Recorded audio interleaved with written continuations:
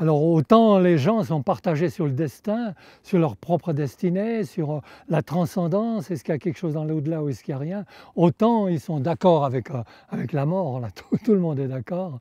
Saint-Exupéry s'écrit c'est la seule justice, la seule vérité, et si c'était la grande espérance.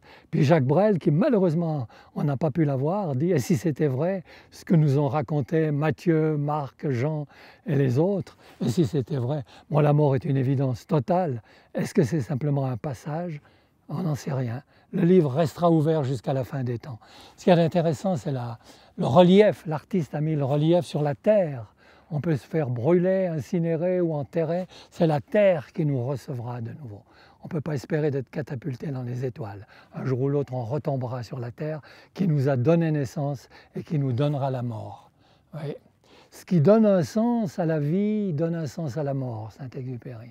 Farinet ne pouvait pas mourir autrement. Il a bravé la loi toute sa vie, il a nargué les autorités, il a nargué les fusils de la police, il pouvait tomber que sous les balles de la police, c'est ce qui est arrivé.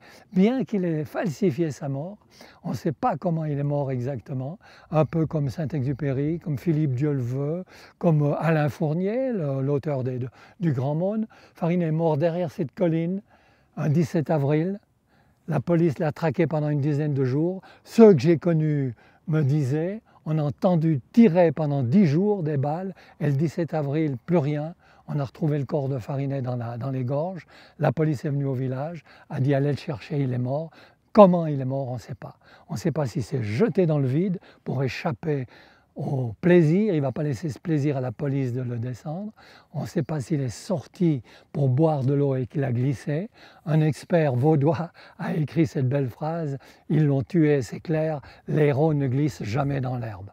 Mais enfin, le mystère de la mort de Farinet, c'était sa dernière trouvaille. Ce mystère subsiste, on ne sait pas comment il est mort. Il y a une grande erreur historique, il n'a pas été enterré dans un cercueil, ça c'est tout à fait Héritier qui a mis un cercueil pour mieux symboliser la mort. Farinet a été enterré comme Mozart, dans un sac, jeté dans la fosse commune comme un chien. Personne n'est allé sur la fosse commune si ce n'est les gendarmes.